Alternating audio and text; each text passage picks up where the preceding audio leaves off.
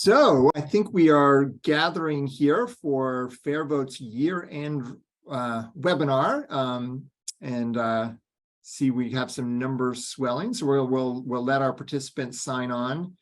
I'm Rob Ritchie, President and CEO of FairVote, and we really have a terrific panel to help us talk about the year and all the progress that's gone on. We of course, have a great team at FairVote. You'll hear later from Yasmin Khan, who is our VP of Development and comes to us with this wealth of experience, and it's been exciting to work with Yasmin this year, and a whole slew of staffers who are actually still busily trying to make things happen. Why don't we just wait a couple more minutes, or not minutes, give another 20 seconds of just waiting to sign people on. And yeah, why don't we get started? So one thing that's exciting for me about 2022, it was a great year for our reform work. We'll get into that over the course of this hour, but it also is our 30th year at FairVote, and I have had the pleasure to be part of it the whole time.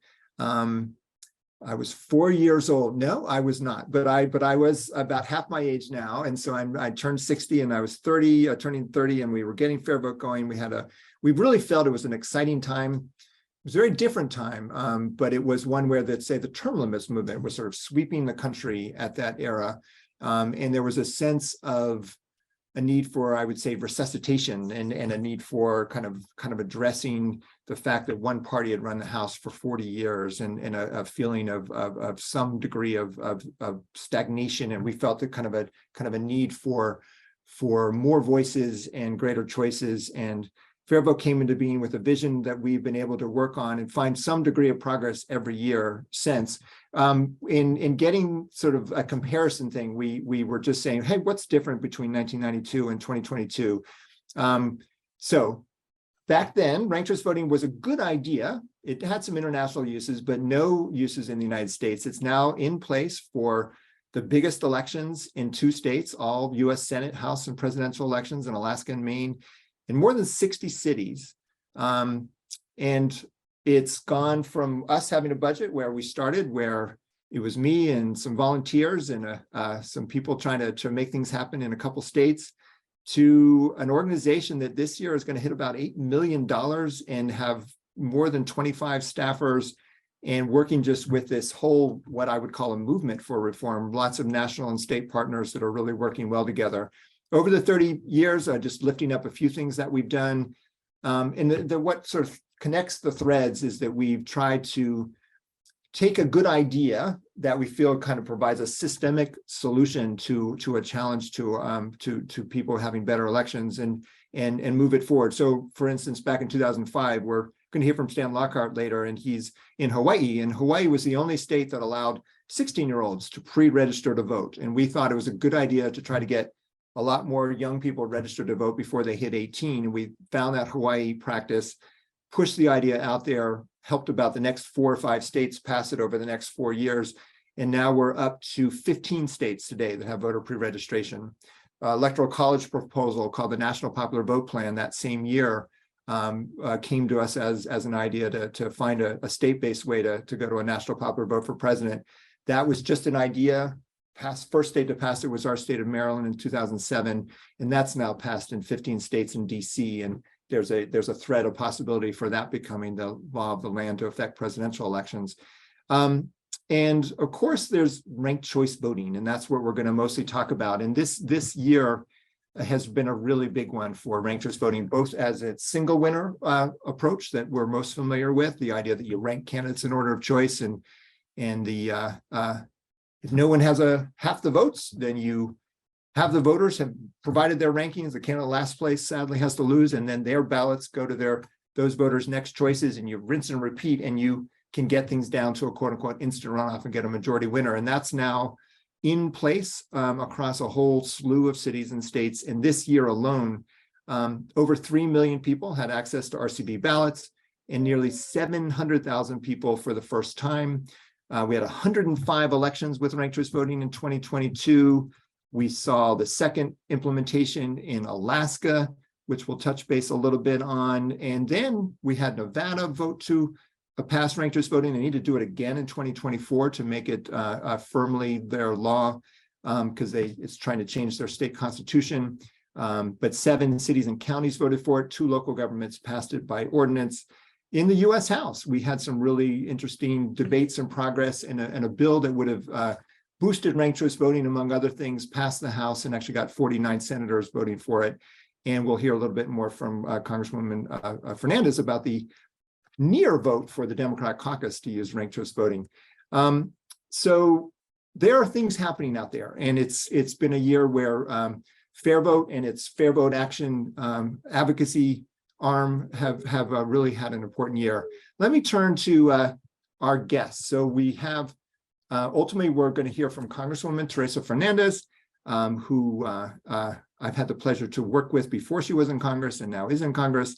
We have Stan Lockhart, who's been a leading champion of reform in Utah.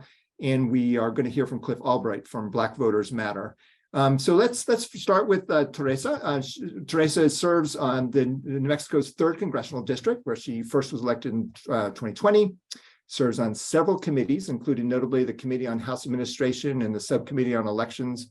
She chairs the Subcommittee for Indigenous Peoples of the United States.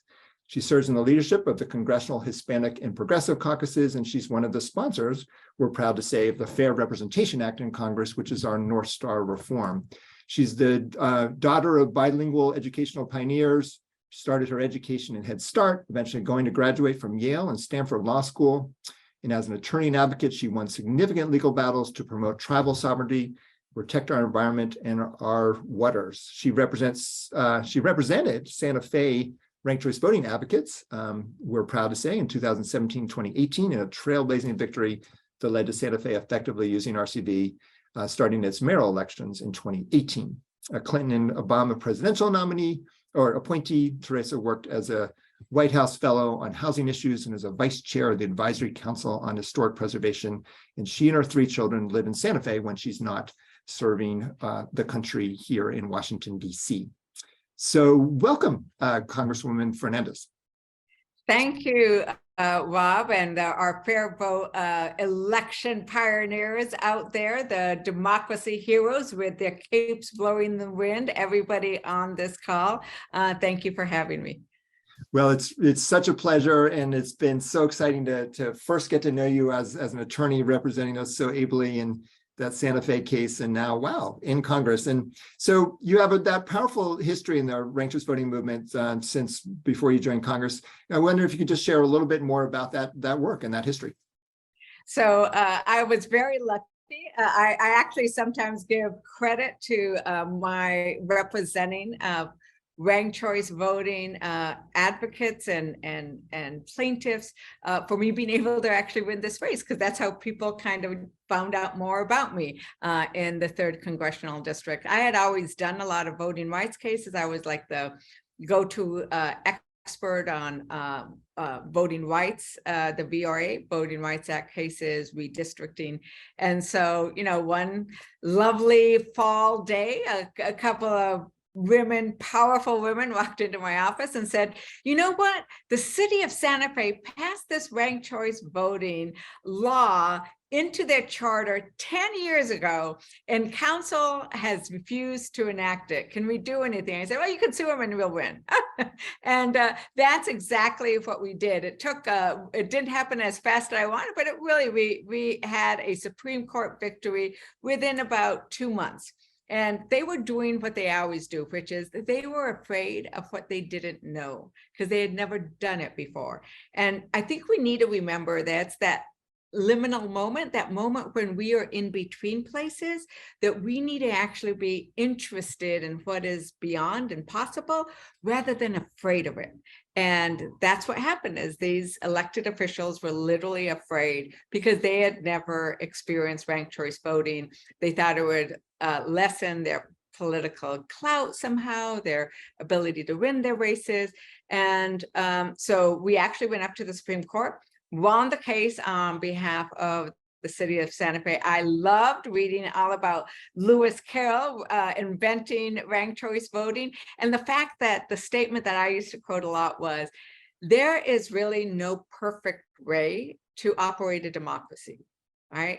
We haven't got there. There will never be that. But what we must always try to do is get a little better, right? And we've been doing that with our imperfect Constitution from the beginning, increasing the ability of Americans to participate, from Black to Native Americans to, name it, right? We have been needing to always increase and get better. And that's what ranked choice voting does. The great thing is, after we won that Supreme Court case, we actually then changed our law so that any municipality in New Mexico can now use it without having to change their charter. So that was my experience with it. And I became, I didn't know a lot. I will be honest, I didn't know a lot about it before, but now I am an incredible advocate because I saw what a difference it makes in the campaign process, not just on who gets elected, but how you get elected. And everybody on this call knows that, how you build coalitions, how you talk about the issues rather than attack the character of your opponent. And I think that that is a really key part of ranked choice voting. And then we've seen, what a difference it's made in some of the races this year. And so it's like, yeah, every time we see that victory, we're behind it. I'm, very happy to be one of the champions of ranked choice voting, and so many of our other electoral reforms that they are on a to-do list. We didn't get them now, but we are not forgetting them, and we are coming back and making sure they happen in 2024 when we regain the House leadership. And yeah, it was such a great story in Santa Fe, and that first use of it, big contested race for mayor. A story I remember at the time was that there was a string of debates that people had, and they said, "Gosh, there's so many more people attending the debates." And it's like, well, people said, well, I want to think about my second and third choices, not just my first choice. I want to learn about these people. And the candidates knew that. And there's just like this different level of engagement, and turnout has gone up. And Las Cruces, your second biggest city in New Mexico, now has taken advantage of that new law, and we'll hope Albuquerque and others will follow soon. So right in Congress, there was a vote this week on ranked choice voting within the Democratic caucus. Can you tell us a little bit more about that? So we actually, the Democratic caucus, we gather and we decide what rules we will operate under as a caucus. And there was an effort to try to have ranked choice voting. It was brought by the wonderful champion, Representative Beyer, Chairman Beyer. It did pass in the small group that had to look at it again. And then we had elections, and one of our elections, I think there were 5 people. And so, you had to get 50% of the vote to be able to win that particular position. And so, we voted for those 5, nobody got 50%. And I actually was one of the tellers, like one of the vote watchers for one of the candidates. We were stuck in a little room. We had to stay in that room and observe the vote, and we were doing get out the vote. So-and-so has voted, so-and-so has voted. And then we came out, reported the results. Everybody voted again. We went back in the little room. Somebody else pulled out. We went back out. We went back in the little room. We took 45 minutes to do what could have taken a stroke of a won the ballot, because we know it lives inside. It's something that could be done. Say, oh, we don't have the technology. Of course we have the technology. All we had to do was, when we didn't get that 50, let everybody know we didn't get the 50, let them know what the rankings were so they would be aware and just keep going down. So people would have been informed of the order. So we took it up again. I went and talked to Representative Beyer and said, let's make another run on getting ranked choice voting approved, because we've now lived through that experience. And so we took it up, and it was every vote matters. We lost by 2 votes. It was a 92 to 90 vote. But so, what that says is you're going to just go back at it again next time. And not everybody voted, because that was only 180 votes. So, people are off doing a lot of different things. And so we'll go around and hunt down those people who didn't vote and convince them of it, because it really was something that, it makes sense, right? To just do it.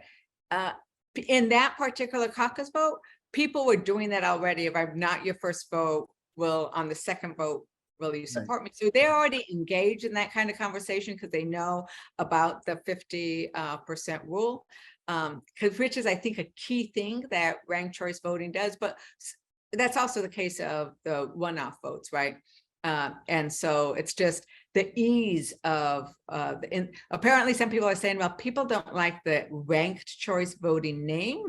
I don't know why not, but instant runoff, I don't care what you call it, let's just get it done. Yeah, Robert's Rules of Order calls it preferential voting, as they do in Australia. But yes, it gets the job done. And actually, interesting, just this week, Pennsylvania Democrats used ranked choice voting to get a nominee in a key Pennsylvania state legislative race, because they need to do it quickly. And it's kind of consistent with their history of, people gathering and repeatedly voting. And it's just a more inclusive, faster way to get it done. And Virginia Republicans are doing it in a congressional special election. So it's not a party, singular party for one or the other. It's just sort of a way that's consistent with trying to get a unifying person more quickly and efficiently. And that's, at the end of the day, ranked choice voting has a lot of virtues, but it just is very practical, helpfully too. So it's fun that debate is happening in Congress. Hope we can get that one across the finish line next year.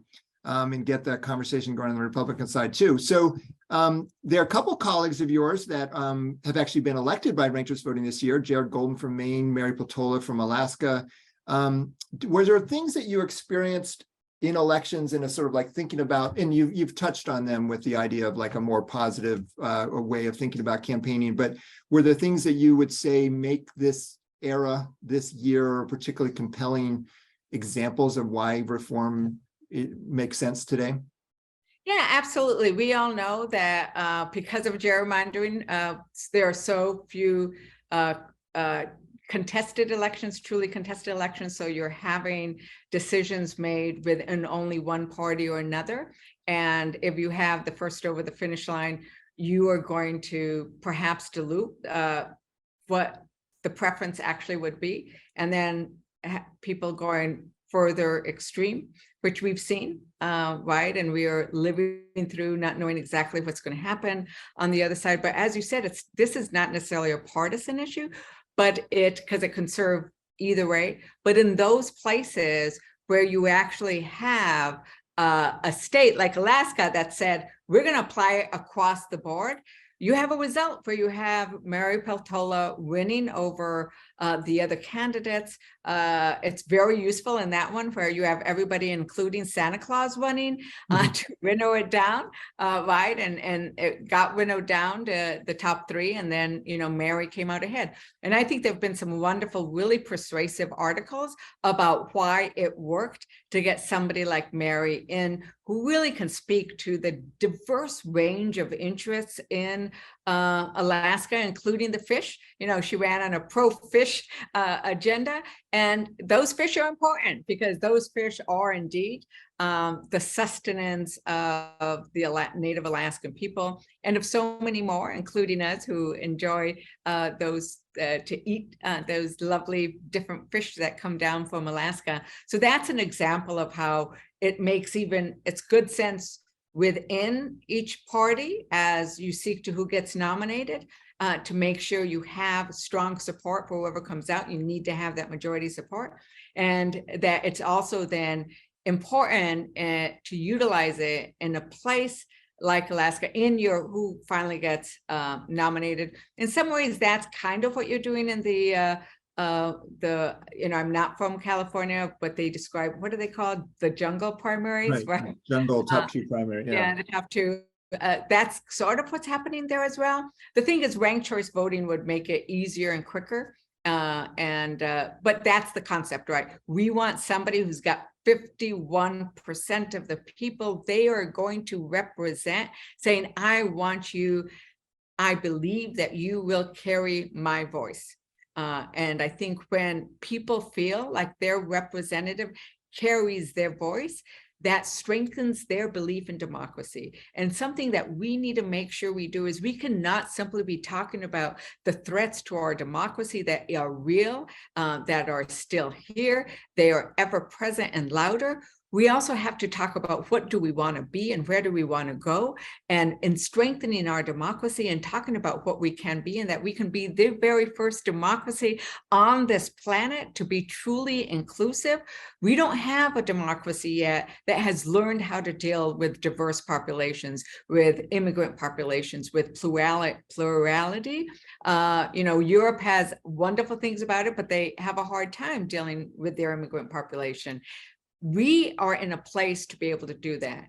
And I think that reforms like ranked choice voting, all of the things that we had in the HR1, now the Freedom to Vote Act, are really key in getting us to that future that we want to attain. And it's that future that energizes us, that knows that we are all pushing together on that arc of history so it bends towards justice. Yeah, well said. And I was sort of thinking about what you were saying about Alaska. It's this very fascinating population because it's a very Republican state in presidential elections, but it's also very independent. A majority of voters register as independent.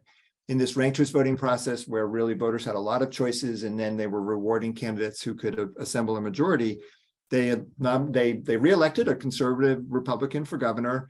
They elected Lisa Murkowski, a relatively moderate Republican, for U.S. Senate, and they elected Mary Peltola, the first Native Alaskan to serve in the state, and a Democrat. And it's just each one kind of made that effort and worked to kind of build a majority, and that's obviously what we're looking for our representatives, to try to build votes, but also not be locked into kind of a simple definition of, there's only one way to do that. So I guess maybe as a final pivot to, actually, let's see if there's any questions. One, people should be adding their questions to the Q&A, and I'll just see, why don't we ask this question of you, and then we have a Cliff Albright on, and we'll pivot to Cliff but what are the usual characteristics of communities that support and implement RCV? Do you have a sense? Of course, that's not a general thing you maybe have experienced, but as you've even experienced in New Mexico or talked about it with people, do you have a sense of who's ready for it more than others, or who's most seemingly on board from your own experience? Well, in Santa Fe, there was a long conversation when they were debating whether to include it in the charter. And they were really looking for that ability to elect a mayor and city council members who are going to be very reflective of the diverse community that Santa Fe is. And so that might be part of it. If you look at Alaska, it's a very diverse community. Maine, not as diverse, but that independent streak of wanting to make sure that the person who's being elected is representative. And so I think that, there's such a range. Look at the places where it's been enacted, where you have, some of the very liberal cities in California, to Alaska, which is considered definitely more purple, but maybe even definitely purple, right? To Maine, they're very diverse. So I think it is this yearning that you talked about. I think of wanting to have your voices heard, and that they are able to convince either their elected leaders, or, as we know, when it's put on the ballot. Do you have the answer to that, of how often it succeeds when it's actually on the ballot? It's interesting. It has been doing very well on the ballot. I wouldn't just sort of toss it up there and not campaign for it, because it's still a new idea for people. But once people the more they learn about it, the more likely it seems to be to win. So and I think when it goes on the ballot where there's some problem to fix that people are thinking about, and so it's won almost every city ballot measure. I think of the last, say, about 25 local ballot measures, it's won 23 of them, I think is the number about that. And then it has won in Alaska. It actually had to win twice in Maine. Had one loss. Yeah, keeping that thing back down. Yeah. And then it just won in Nevada. The thing that I'll share one part of the answer, which is not exclusively this group, but younger Americans are really resonant for ranked choice voting. We're up to almost 100 colleges and universities that have adopted it. And when it's on the ballot, it always does best among them. So one of my comments I make, if just young people grow up faster, we'll get up ranked choice voting as fast as they grow up. And I think that is sort of where we're heading, sort of a redefining, reimagining voting as ranking. Well, so thank you, Congresswoman. So something I would add to this is it's also where there is the ability to do that education around what it looks like, so that people realize that this is rather a furtherance of the democratic ideals rather than a restriction of political power. Because I think that that's sometimes where you get the worry, is that this is going to restrict people's political power versus increase our democratic voice. But the key is the education, to have people know that I saw something in there that it is not hard, that it is easy to do. And that delays, we actually had a delay in the Santa Fe race the first night, and was saying, I was ranked choice voting. It was like, no, it took them time to get the ballot boxes from one of the precincts to to the location that they need to be tabulated, because the delays, as far as I know of, oftentimes they have nothing to do with the fact that it's going to be a ranked choice tabulation, but whether there was some other delay on what the process can be. But it's this education piece that I think is key, and for people to understand that in some places elections take time because there have been additional increases of the ability to vote by mail, by ballot, that have voters or legislators have actually said, let's increase the ability of people to vote. So we're going to keep the ballots open. We're going to keep it open until all the ballots come in on mail, and realizing that there are other factors, and it's not actually the calculation itself that's slowing things down. Yeah, no, that's a really important point. And we get a lot of cities. In fact, a lot of the Utah cities we'll touch base on later, have their results effectively in on election night. And they have to process a few more ballots, and they're not definitive until every vote's in, but you're really getting a very good sense of most outcomes night of the election. And ranked choice voting can be normalized that way too. Well, thank you, Congresswoman. Good luck with everything. Good luck finishing up serving the people this month and on into next year. So thanks. Okay, and thank you for all the work you do, everybody out there. And we'll see you next year. Okay, excellent. Well, great. I'm going to pivot to Cliff Albright, who is the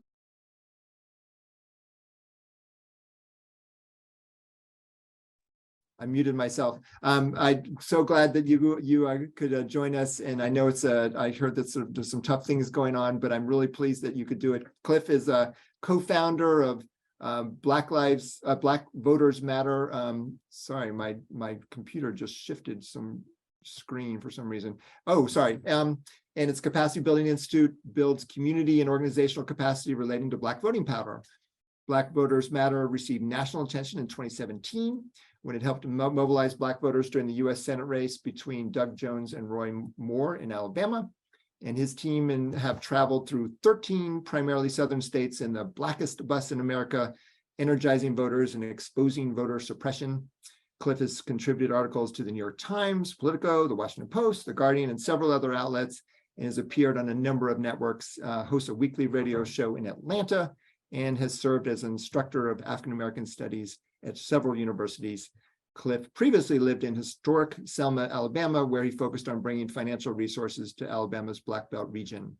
Attended Cornell, where he obtained his BS in Applied Economics and an MPS in Africana Studies. So Cliff, I'm so glad you could join us. Why don't you say a little bit more, you work nationally and what you were particularly proud of in 2020? Hey, Rob, thanks for having me. Yeah, I mean, it's been a remarkable year for a lot of reasons. There's a lot that we've done. First and foremost, I think I gotta update that bio, because we now do work in 25 states in one form or another. 9 of those are states where we actually have staff and we build partner networks. But there's another 14 or so states where we don't necessarily have staff, but we have partners, we have community-based groups, sometimes churches, sometimes NAACP chapters, neighborhood associations. But what we do is that we believe in the power of local organizing. We believe in the power of local Black-led infrastructure, and we support and partner with that infrastructure. We even seed into, over the past 5 years since that 2017 race that you talked about, we've actually re-granted, we've donated close to 27, maybe even 28 million after this recent Georgia runoff, but $28 million directly in the hands of community-based groups so that they can, yes, do get out the vote organizing, but also do other racial justice organizing, right? They'll also do, you know, housing or police violence or just a range of issues that our community deals with. And so when you ask about like what our successes have looked like this year and what the work looked like this year, you know, there's a lot of like local issues that we've done really well on. You know, I'm thinking about ballot initiatives in places like Akron, Ohio. Even as everybody was talking about the Ohio Senate race, you know, we were looking at that, but we were also supporting a local group there. I want to shout out to Freedom Block in Akron, Ohio, that in the aftermath of a police shooting, they organized and successfully passed a local ballot initiative to approve a local review of police departments, other ballot initiatives that we've done across the state. And then, of course, there's the stuff at the top of the ticket, right? You may have heard, we just had a little election here in the state of Georgia that you may have heard something about. And we and our partners in 70 counties had a lot to do with that election and other races across the country in these midterm elections. So it's been a really challenging year, but it's been a great, successful, and effective year in terms of organizing around these local issues. And that directly relates to the topic at hand, right? Ranked choice voting, because when you deal with building power and civic engagement from the top of the ticket on down, what we recognize is that ranked choice voting is a critical tool that has a lot of potential, not just in terms of statewide elections, but we're also talking about county commissions, we're talking about cities, right? We're talking about all those places that you've previously mentioned that have been passing these referendum and accepting ranked choice voting as a way to do their elections. And so we're directly in touch with the groups that are on the ground that are trying to build power and trying to find ways to strengthen their democracies, you know, big scale democracy as well as local democracy. Yeah, exciting work. Congratulations. Yeah, quite a year, I'm sure, for all that hard work on the ground. Having to do it again in a runoff election there in Georgia to get it done twice. So where it's fascinating, there is this debate going on where you're showing both Senator Warnock and the Secretary of State Republican showing some real interest in ranked choice voting in Georgia. We first met in a more detailed way in this sort of proportional representation conversation that took place earlier, and then I was pleased to be a guest on your program to be able to talk some about that work. And tell me why you think it's timely to sort of think about changing winner take all, how proportional voting might affect your work. There is a bill all the way up in Congress, the Fair Representation Act, which Congresswoman Fernandez is one of the sponsors of. Then there's uses of it beginning in more localities. It passed in Portland, Oregon this year, and was used for the first time in a couple of California cities. And just was interested in hearing how that speaks to you and what it might do for us in the future. Yeah, you know, I tell people all the time that the first time I ever heard of proportional representation, I was in college at the time, and I was observing this debate going on around somebody named Lonnie Guinier, who many of our viewers may be familiar with, right? The noted civil rights professor. And I said, what's this proportional representation about? And so that's when I first started to learn more about it and really started to learn that there are other ways of even structuring the way that we elect folks to Congress as well as to other bodies, right? It's timely now, just as it was timely then. I really feel like if she in that nomination that was eventually pulled by President Clinton at the time, if she had been allowed to actually, you know, teach the country a lesson about proportional representation back in 1992, we'd be so much further along right now. But be that as it may, we're here now, and it's very timely, because what are we talking about when we look at Congress? What are we even talking about when we're talking about the recent midterm elections, right? We're talking about the balance of power that's swinging by like 5 seats.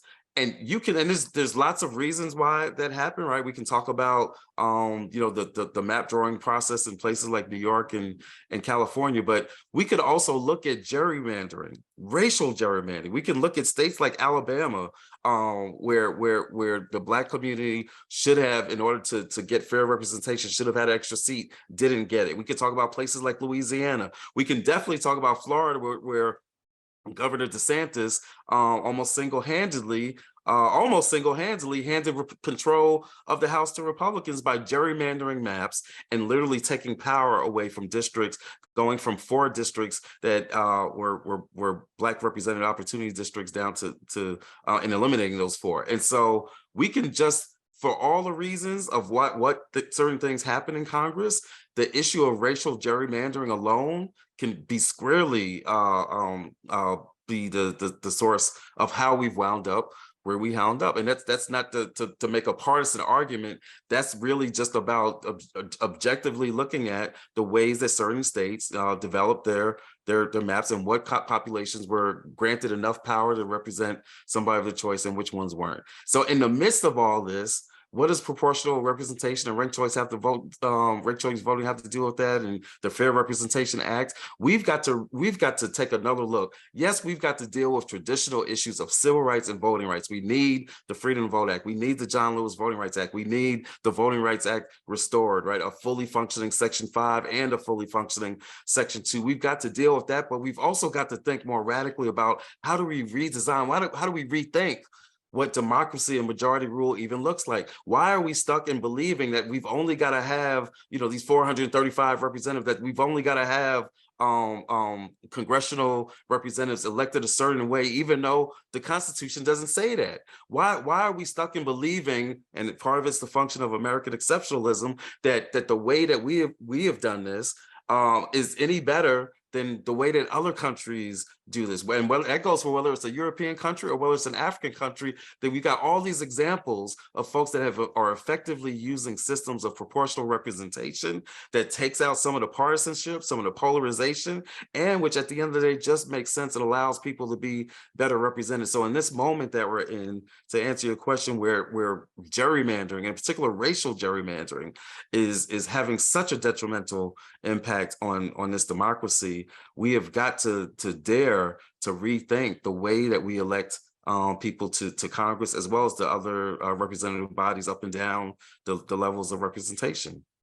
Yeah, well, very well said. And it really is about, I would say it's better elections for all. And they're sort of like, sometimes everyone is a little suspicious about something like that. Well, really, or something, and it really is, right? It's creating, sort of getting out of the zero sum winner take all, like, okay, if I win, you lose. So like Michigan had more competitive districts, but it didn't have any Black majority districts anymore. And they don't have any African Americans from Detroit for the first time in 50 years now. And it's, there's sort of this like one or the other kind of dynamic. And only about 1 out of 10 of us lived in a congressional district that was really in play this year. And for that sense of like everyone be part of it. I also really like your point about and the Congresswoman made this point too. It's like we're on a quest for a more perfect union, and we're never going to get there. And that's sort of built into the constitutional framework and belief of our founders that we need to keep moving forward, and we shouldn't be stuck in 435 House members or whatever it is. And I think they would be quite disturbed that we thought we would have to, right? So I'm so glad you're open to this conversation. One, and I'm so glad you mentioned Lonnie Guinier, who I knew quite well, and sad that she has left us, but she left such a good body of work and such good thinking that it's exciting, this new generation of people picking up the mantle. And as we think about campuses and we think about sort of young people, and I don't know how many young people are on with our 112 participants, but do you have some thoughts and advice for what we might be able to do on campuses, or just for getting involved in one's community, either in your work or this reform conversation? Yeah, I mean, I can speak to it on both aspects, both the campus organizing as well as like community organizing. I think, for young folks, for college age young folks, we know that that's the future of this democracy, right? We're seeing the power of young folks even getting more active and turning out at higher levels in these elections that have taken place this year. I think that it's important that we find ways to introduce these new reforms, these new democratic reforms that to folks at a younger age.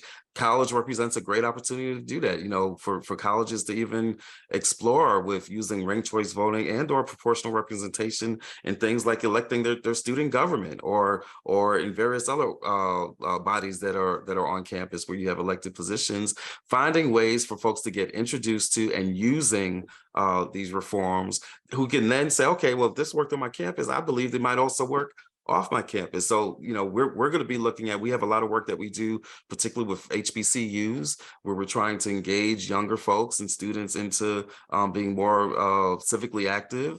And so we're going to be looking at ways to run pilot experiments and to do introductions and many town halls and lectures with folks on the campuses that we work with to introduce this concept, right? Similarly, even in communities, the thing, in order to get to something where we can have a Fair Representation Act, right, where we can reimagine the way that we elect Congress, people have got to be able to see and feel and touch and play with ranked choice voting and proportional representation at their local levels, right?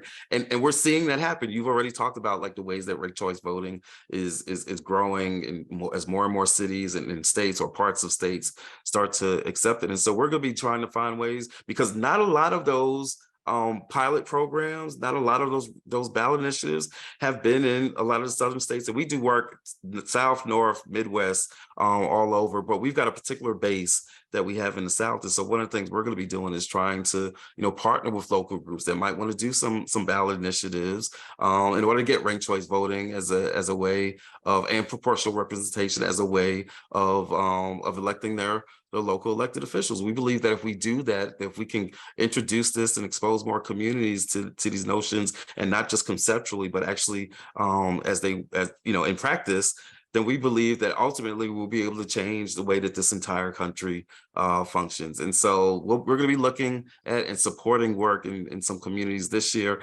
and beyond in order to make that happen. So anybody who's watching, who's from or knows of folks in a predominantly Black community that might have an interest in this kind of reform and this kind of ballot initiative and organizing, because there's a whole educational process that's got to take place around that, and we're willing to support that type of a process. So, we encourage anybody to reach out to us, or to just do it on your own, right? To go to your city council meetings and talk to your local elected officials. But at the end of the day, it's going to be from those kinds of conversations, those kinds of organizing campaigns, that we're going to be able to increase the education around these concepts, and to take something, it's not. We've seen a lot of examples in our history of something that starts off very small, but you get one city, accepting it, whether it's medical marijuana, recreational marijuana. We just had a historic law passed in Congress in regards to marriage equality, right? All of these things started off very small, just in certain localities, before they wound up getting, accepted more widespread, and ultimately being accepted as the law of the land. And we believe that the same thing can happen with this type of democratic reform.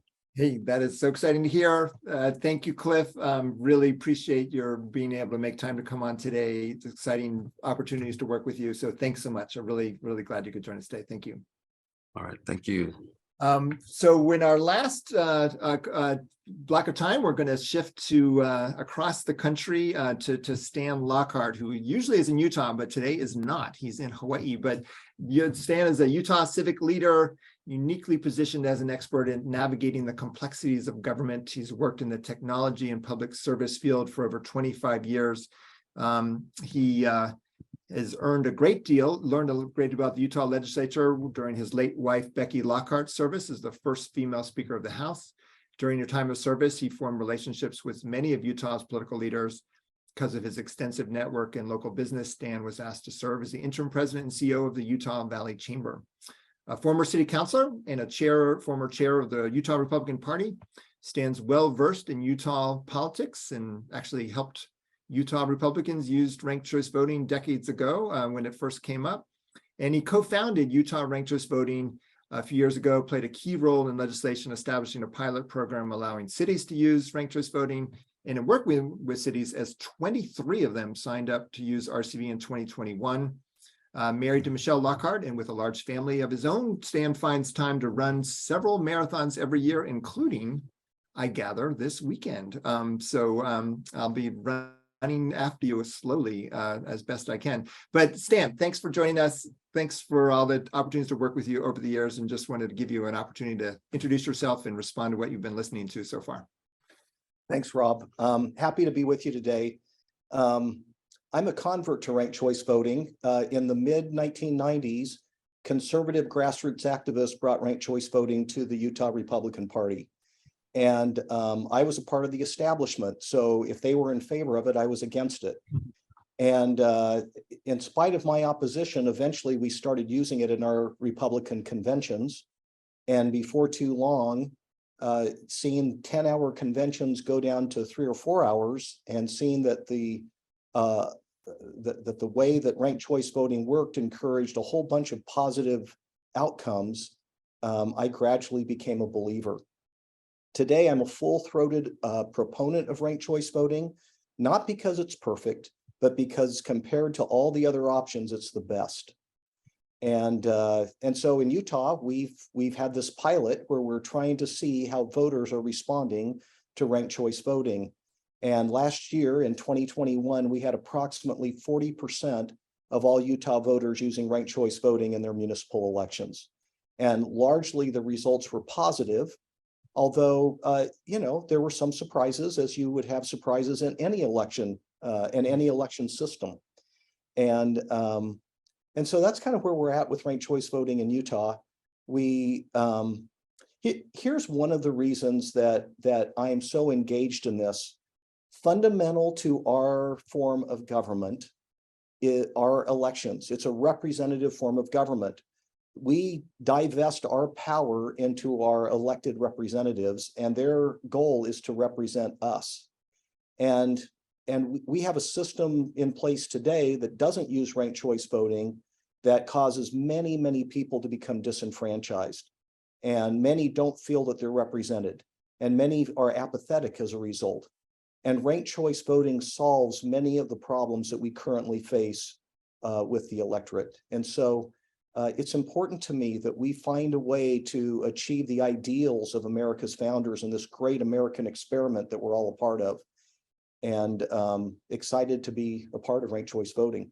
Yeah, well, you're such a strong voice for it. And you're actually, you're in Hawaii, where one of the fun legislative wins this year was the Hawaii legislature sent to the governor, who signed a bill to establish ranked choice voting for future vacancy elections for Congress. And then also for some of the local vacancy elections. We had 7 cities and counties vote to pass ranked choice voting on the ballot, and another 2 that passed it by ordinance, just directly.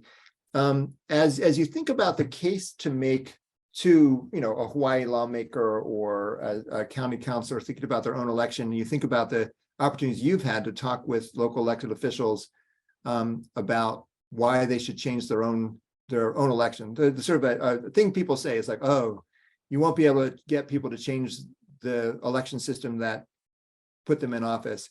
Well, you've persuaded a number of people to make that shift to ranked choice voting. What are some of the arguments that you find particularly compelling for people, or what recommendations would you have for people sort of in that conversation with someone to try to draw their interest and support? Yeah, so I start with the situation that we have today with plurality voting. We have to talk about the problems with the current system before we can fix it and have something else. And as we really, we've got a system in place that really encourages negative campaigning and the politics of personal destruction. And the best and brightest in our country are not running for elected office as a result. And if we want the very best people that we have in our communities to be a part of the political process, we've got to create a system that encourages civility, that encourages issues-oriented campaigning, that encourages the ability to get voters engaged and involved and knowledgeable about who they're voting for and why they're voting for them. And so all of those things happen with ranked choice voting. Many times, in order to make my case, I have to go to Winston Churchill, who made a famous statement regarding systems of government. And I think the similar pronouncement can be had upon systems of elections. The American form of government is the worst government in the world, except for every other form of government.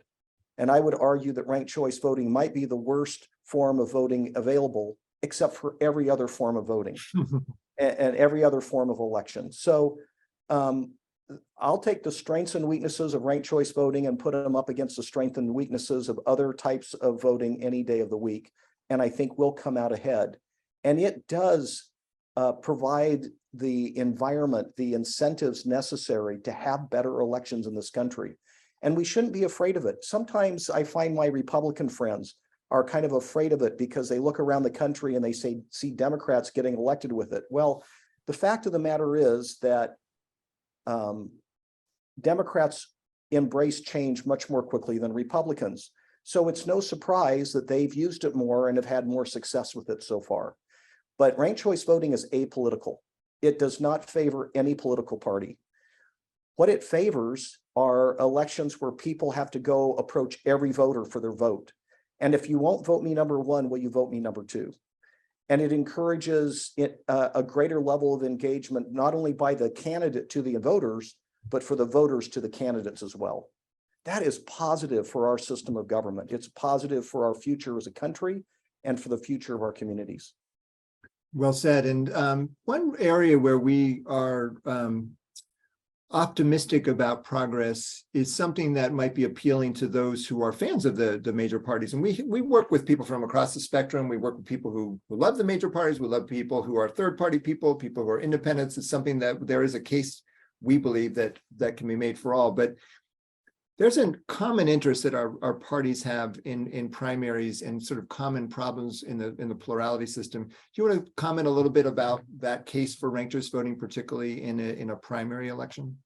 Yeah, so I'm somewhat partisan. I'm a former chairman of the Utah Republican Party. I've been a lifelong Republican and have been about as involved as my party as you can possibly be in the state of Utah. And Republicans are not nominating electable candidates these days. And you have to ask yourself why.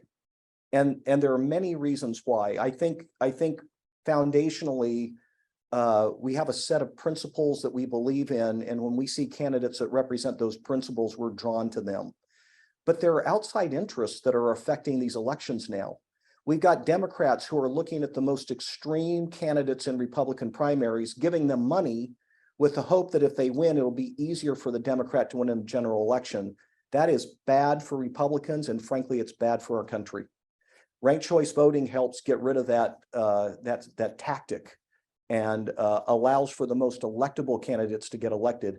Virginia is a prime example. Virginia Republicans used ranked choice voting to nominate Glenn Youngkin for governor and the rest of the Republican slate, and lo and behold, they won because they were electable, because they had the right ideas and the right message for the people of their state. And so right now there's a lot of debate in Republican circles. How do we win elections? We had so many elections go against us this year that we should have won. And I would argue that this plurality that we have, where you only have to get 30 or 35% of the vote in order to be the nominee, the other 65 or 70% of the voters that are Republican voters might be against you. And many of them may not be willing to vote for you in a general election, but we're still going to nominate the person with 30% of the vote. Well, that's crazy. We should be searching for a way to have Republicans nominated with a majority of the vote. And that's what ranked choice voting does.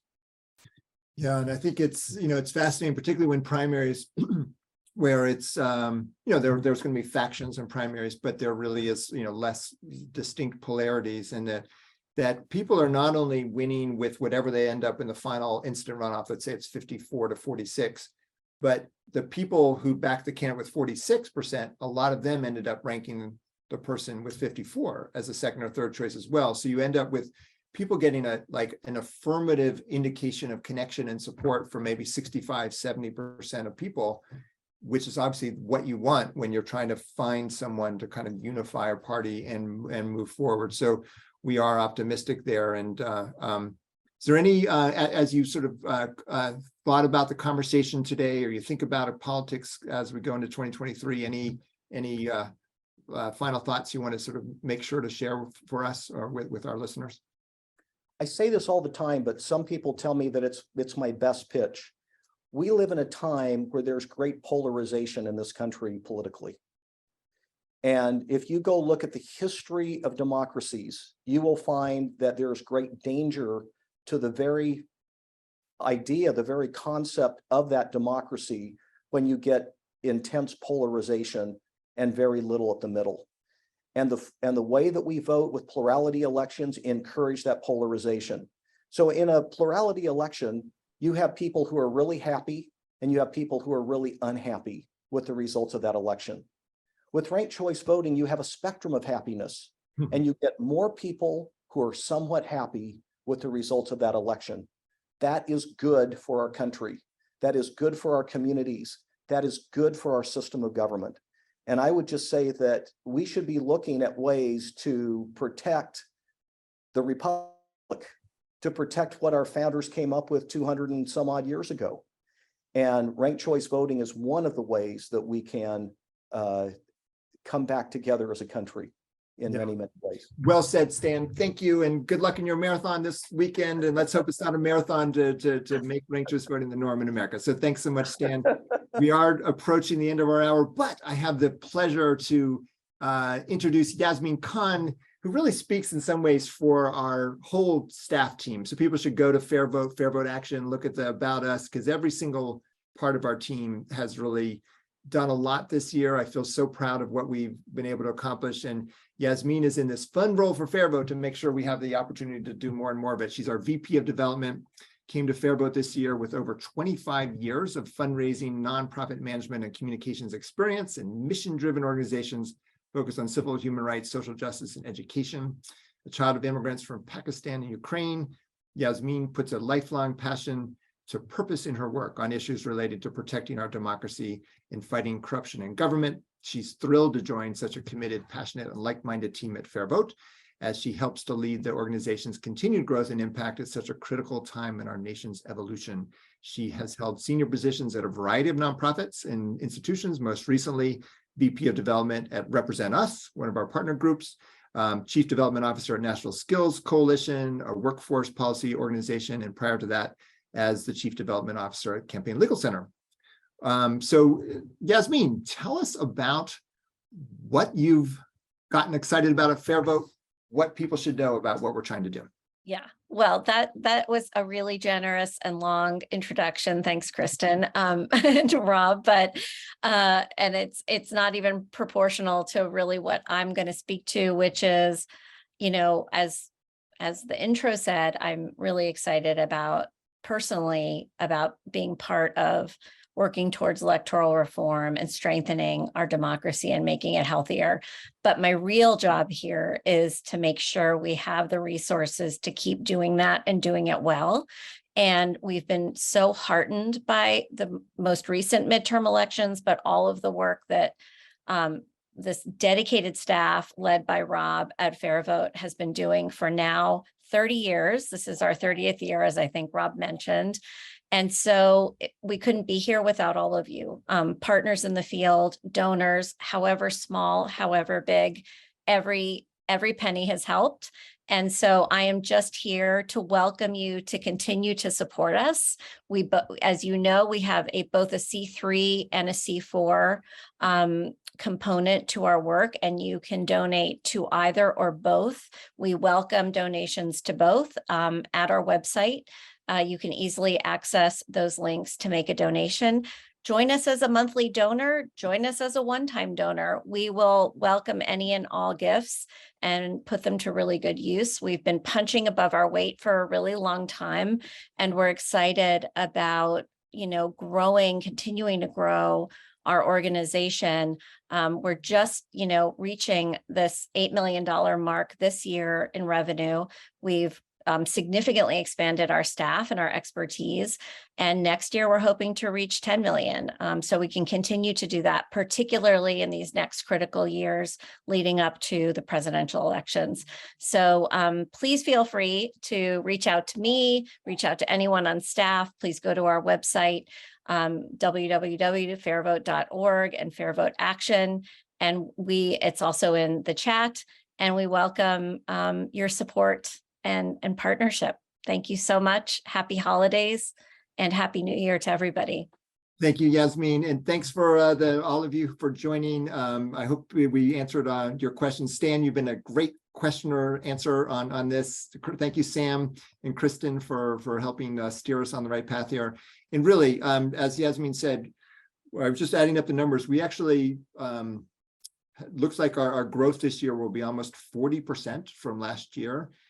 We believe every penny goes toward what's needed to be done, and there's a lot more to be done. So we are so excited to be able to put those resources to good use, and appreciate you coming and listening today. I really thought everyone was excellent in all their remarks, and thank you. And please reach out if you have any questions and want to get involved. So thank you.